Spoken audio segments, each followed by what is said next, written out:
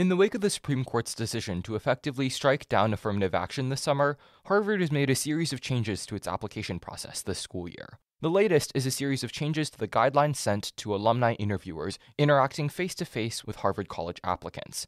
This week on Newstalk, what the guideline changes mean for interviewers and what they may mean for interviewees. From Plimpton Street, this is Newstalk. I'm Frank Zhou. My name is Michelle Amponsah, and I cover admissions and financial aid for the Crimson. My name is Emma Haidar, and I'm also an admissions and financial aid reporter for the Crimson. Thank you so much, Emma and Michelle, for joining us. So first, I wonder if you could tell us a little bit about how these guidelines changed from last year to this year. What are interviewers supposed to think about and do differently this year? So every year, Harvard releases a guidebook for alumni interviewers. Sometimes it could be their first time interviewing, and they need to know what to expect, what kind of questions to ask, how they should approach even setting up the interview, what kind of language they should use. And so every year, you'll see like a list of do's and do nots, like interview your interviewee in a public place and not at your home, ask this kind of question, don't ask about their test scores, but you can ask about their grades, all that kind of thing. So obviously with the Supreme Court case, the landscape of admissions has changed and it's become a little bit uncertain. So obviously Harvard needs to instruct alumni interviewers as well about how they should approach this new landscape for admissions.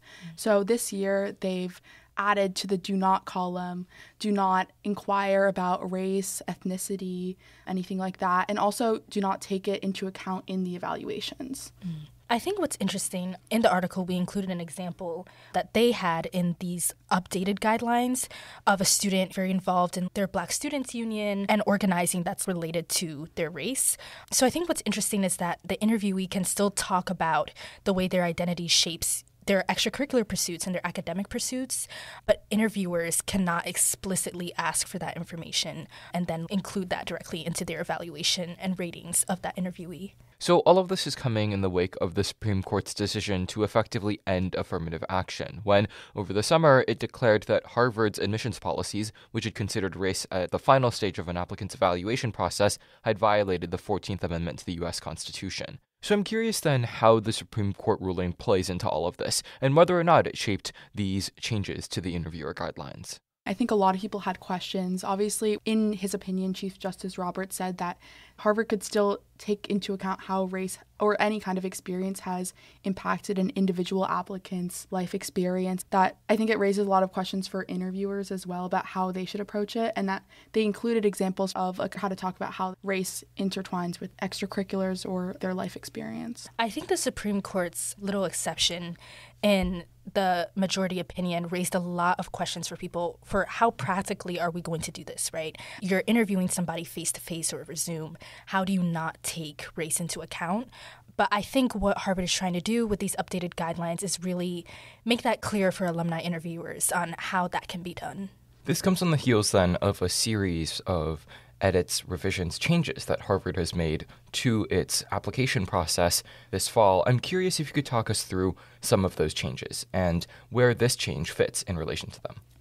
I think Harvard hasn't really been super transparent about the ways in which they're concretely changing their admissions process, the way they're changing how they look at applicants or potentially how they score applicants, but they have released certain changes to the admissions process. I think it's fair to say they overhauled the Harvard Common Application. So they replaced the long-standing Harvard supplemental essay with 5 short answer questions that each have a 200-word limit and are all required. I think that does cause some anxiety or questions for students with these pretty significant changes to Harvard's application. And interviewees, I think it's important for them to know that these changes are occurring and also how they can respond to that. Yeah, to review the new required short prompts. There are 5 of them. The first one is, Harvard has long recognized the importance of enrolling a diverse student body. How will the life experiences that shape who you are today enable you to contribute to Harvard? The second is, briefly describe an intellectual experience that was important to you. The third talks about extracurricular activities, employment, travel, or family responsibilities. The fourth is how applicants hope to use their Harvard education. And the fifth is definitely a little bit more out of the box. Top 3 things your roommates might like to know about you.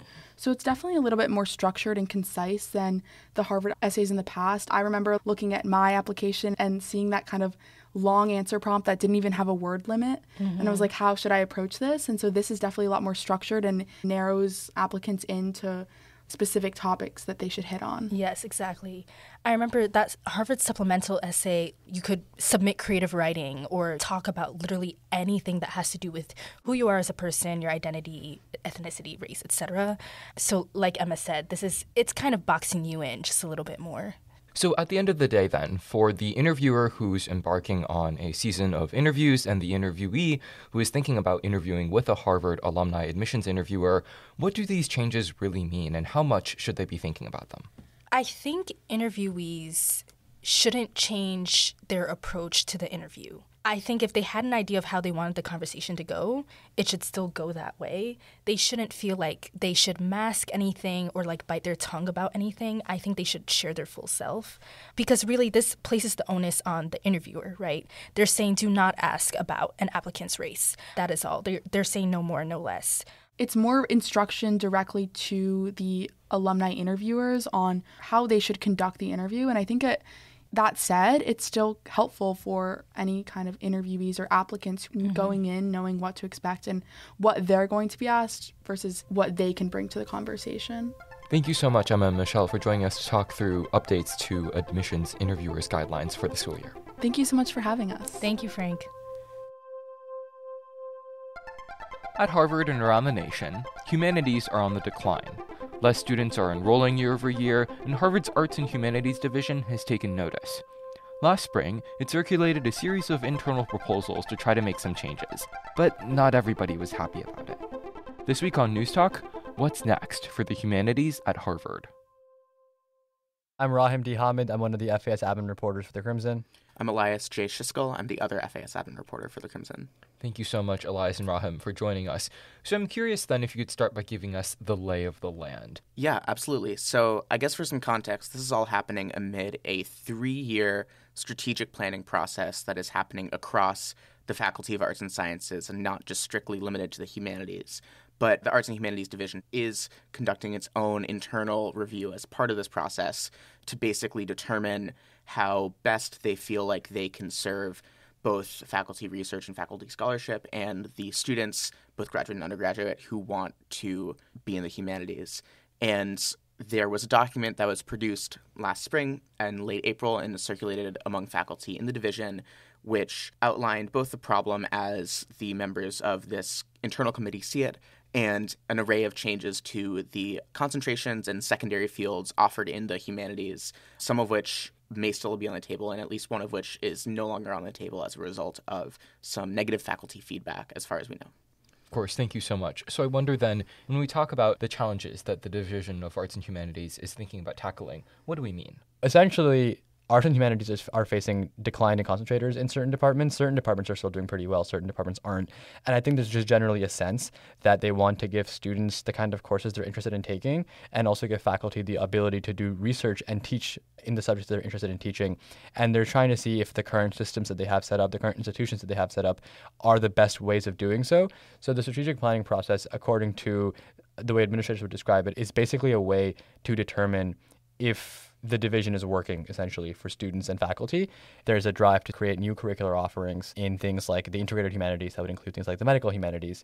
So, for example, this document that was circulated in the spring had a proposal that would have expanded the ethnicity and migration rights secondary into a concentration called ethnicity, indigeneity, and migration. Things like that are generally along the lines of what they're thinking. Just to follow up on that, we had a conversation with Robin E. Kelsey, who is the Dean of the Arts and Humanities at Harvard. One of the things that Dean Kelsey told us was that the departmental structure within the Arts and Humanities Division has gone largely unchanged since about the mid-20th century, while overall scholarship in the field and in the many fields that comprise the humanities has evolved dramatically, and especially a move towards interdisciplinary research, drawing from a range of fields and a range of disciplines. And I think in our conversation with him, it feels like that in particular is at the drive of a lot of what the Strategic Planning Committee is trying to do. Based on this document, they've come to the recognition that no, the current departmental organization within the division is not equipped to facilitate the sort of research that students and faculty are looking for at the moment. For sure. And you mentioned, too, that some faculty weren't happy with some of the proposals that are circulated in this internal document. You mentioned one of them, for example, that's no longer on the table. I'm curious if you could let us know what that is and why it's no longer a consideration. Absolutely. So it's really one proposal in particular that has become very contentious. That is a proposal to consolidate some of the concentrations in one secondary field in small languages, and specifically small European languages, into one broader concentration. So currently there are concentrations offered in Slavic languages and literatures, Germanic languages and literatures, and Romance languages and literatures, and a secondary field, which is Harvard's equivalent of a minor, offered in Celtic languages and literatures. And what this document proposed, and again it was circulated in the spring, it proposed the creation of a concentration called Languages, Literatures, and Cultures, which would basically encompass all four of those programs. So instead of being individual concentrations, they would all be individual tracks within this umbrella. And this did not go over well with faculty from these four departments, who raised a lot of objections both to the process of the strategic planning project and I think to the substance of the proposal itself, which they said did not have an intellectual justification behind it. They told us that rather than this being a sort of good faith effort to expand the possibility of interdisciplinary academics and inquiry, they felt as though their programs were being targeted because of their low concentration numbers. For sure. I'm curious where the proposal to consolidate some of the smaller language programs sits now. What we've heard is that they're looking at alternatives now based on the feedback that they've received from faculty. A member of the Strategic Planning Committee told me that they are unlikely to move forward with this proposal given the feedback that they've received from the faculty. So it seems as if this proposal is not something that they're seriously considering anymore. The backdrop to all of this is that the humanities broadly are facing a series of challenges, and that attempts at proposals to change some of the internal concentration-related structures are an attempt to respond to that. I'm curious in your conversations with Dean Kelsey how he reflected on the challenges that humanities is facing now and how these proposals sit in relation to that. Like you've said, there's a sort of what you might consider a crisis narrative in a lot of the discussion about this based on a perception of declining interest and the fact of declining enrollment.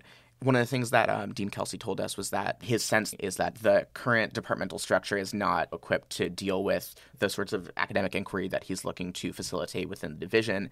And I think something that's important to remember about this proposal that was circulated in the spring is that it's highly provisional. The conversations in the committee are still ongoing. As Rahem said, it's our understanding that this particular language consolidation idea is probably unlikely to be adopted.